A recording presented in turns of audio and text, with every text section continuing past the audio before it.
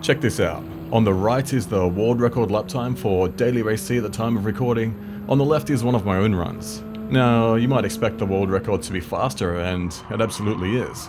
But what I'm going to show you is why you need to study the replays of the top times in the daily races in order just to be competitive.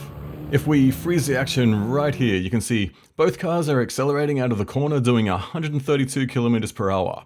But speed it up a little and jump ahead to the end. Look at that, the dude has pulled 4 kilometers out of me out of nowhere. How can people be going faster in a straight line than I can? One answer is short shifting. Some cars have power curves that make them accelerate harder in lower rev ranges than in the upper, so shifting earlier can actually be faster. And this is indeed the case here. But I know all about short shifting and I'm doing that too, but I'm still getting left for dead on the straights. So what's really going on? Well, here's what I have not been showing you. Did you see that? I'm no maths genius, but even I know that 4 plus 1 is 5 and not 6. What we have here is a double shift, and I didn't even know it was possible in GT7.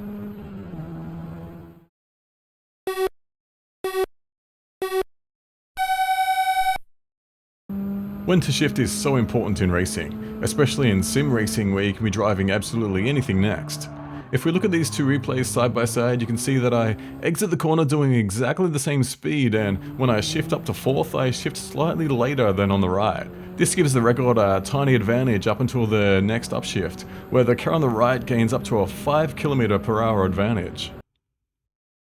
This gets cut down to a mere 3 k's by the end due to the car's acceleration slowing, but the physical gap between the cars has really opened up. If we take a quick look back to where the cars started, the car on the left actually started the run in the lead, but by shift technique alone got overtaken. So what exactly is this shifting technique? How do you double shift? When I first saw this in a replay, I was thinking people were hooking up these manual H-pattern shifters and just skipping a gear, but in the end it's far more obvious than that. Just hit the shift button twice. It really is as simple as that, but you must get the timing right. Too quick and you just shift once. Too slow and it's like 2 consecutive normal shifts. Either one's going to cost you time. The only reason I even found out about this is because I was getting beaten, but it felt like I was nailing my braking points in corners. So I did what I always do when I want to get faster. I went to replay school. What I'm going to do now is to take you through my entire process of tackling the daily races, from starting with zero knowledge to getting that first race win. The top pick for today is going to be Daily Race A. I've already won Daily C, and Daily B uses a car and track that I know very well, so I can't show you my learning process if I'm not really learning anything. The first step is always checking out the leaderboards to see the current weapon of choice. Today, it's nothing but Veyrons. But I don't just jump in and drive the car. First I've got to check out the replay to make sure there is nothing glitchy about driving it.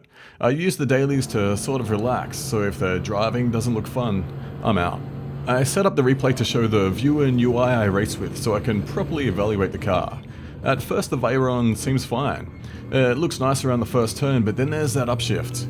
He's definitely shifting early there, which I find a little annoying. It's something extra to think about and I'm super lazy. So is there a car that doesn't require that? The Lancer is the next cab off the rank on the leaderboard, so let's give that a try. Bouncing off the rev limiter, that's a good sign, certainly no short shifting here. Does look a little understeery though, but I'm going to give it a shot. Car acquired and stickers applied, let's set about qualifying. First things first though, I put all that brake balance all the way to the rear. Partly this is just a force of habit. Often in races there is more tyre wear on the front, so sending the brake force to the rear helps even that out just a little bit. Also, I just like a car that turns under braking, so rear brake balance is usually my go-to. That done, it's time to set a quali time. Or maybe just getting around the track without crashing or getting a penalty. Either way. I really don't know this track, so this first qualifying session is all about just doing laps and building up some memory. You can see that by the end of this session I'm slowly getting faster, but most of my laps are red and stricken from the record. I don't actually know where I'm getting those penalties from. I still have a lot to learn, but time's up. Race 1 is starting.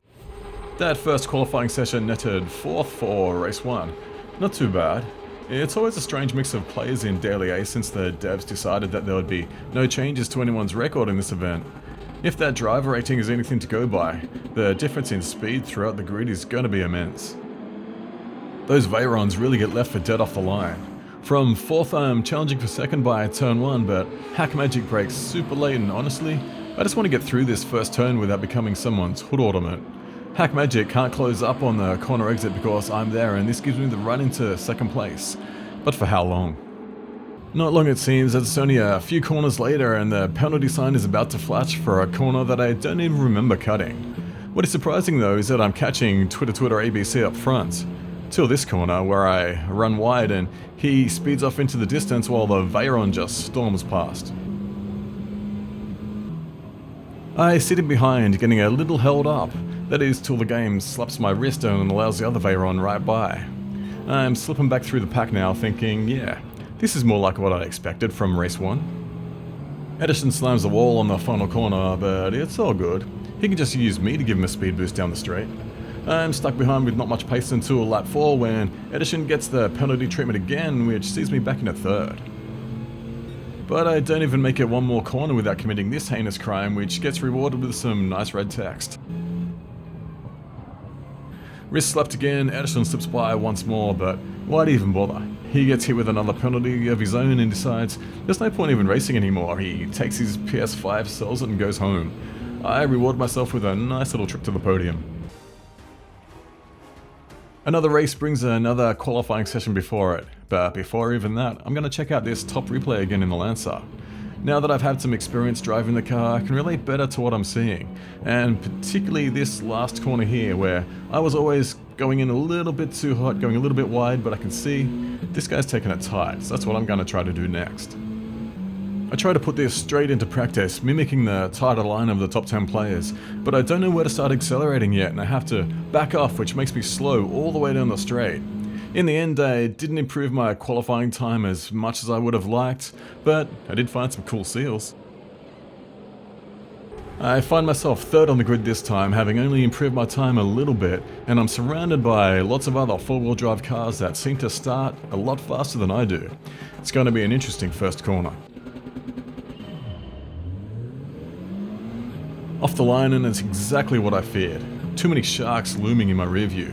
I'm trying to keep it as clean as possible, but just trying to survive, I get crunched between the cars. There's a lot going on here, but surprisingly, apart from Hack Magic, who just got absolutely mugged, everyone else seems to have got through completely okay.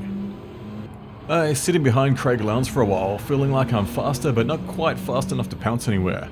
This all changes on the straight though, where the Lancer just goes in at warp speed, and I cruise past into turn 1.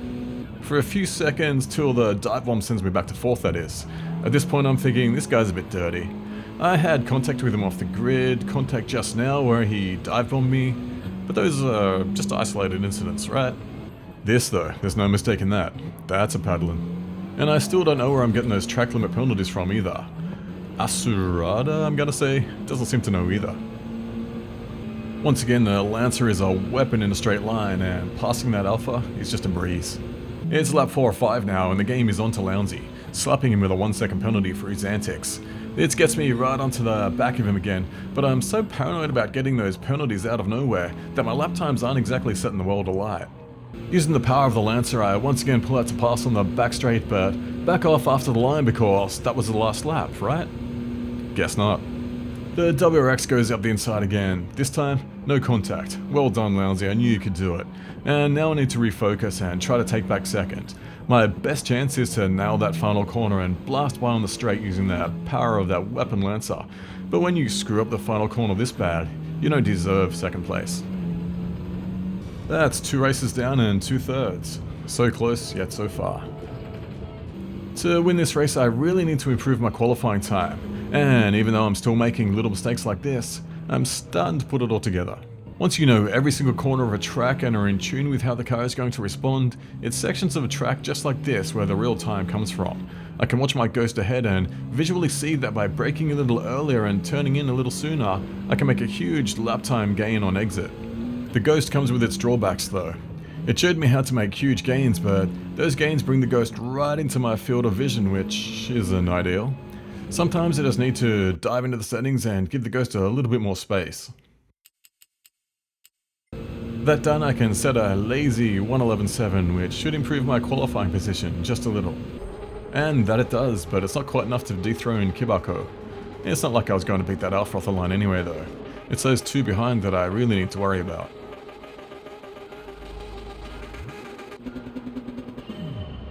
Kibako jumps ahead just like I knew he would, and another pesky alpha is creeping up my inside, which I can do absolutely nothing about.